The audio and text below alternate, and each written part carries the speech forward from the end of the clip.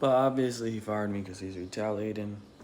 Yes, I could file for unemployment, but it's, since I was only working 2 weeks, they're gonna argue that. And last time I filed for unemployment in North Dakota, they did some illegal junk, and they weren't trying to give me my unemployment, and it's just a whole nother story. I'm eventually gonna talk about that as well.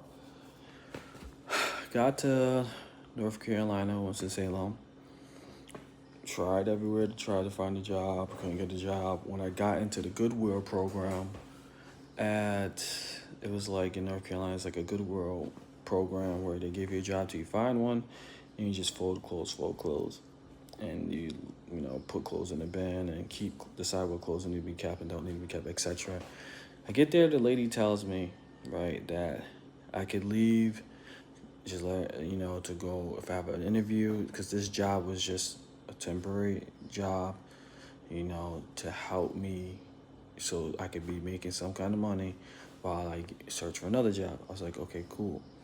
Then she also told me, because I have a back issue, lower back issue, I can sit down when I need to. I was like, okay, cool. Still doing my job. I was just at a station. I was just in a chair.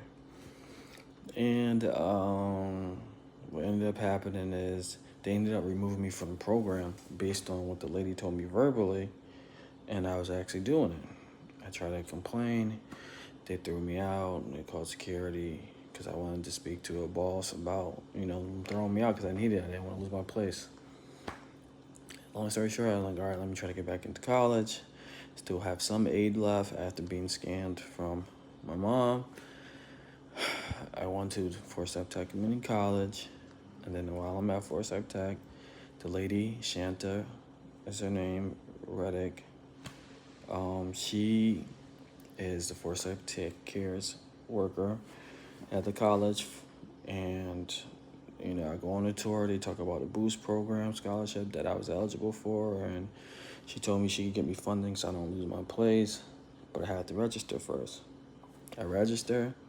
Now she's like, you gotta stay in classes 2 to 3 weeks. 2 to 3 weeks go by, and I told her, I now lights are off and I'm about to, lose the place.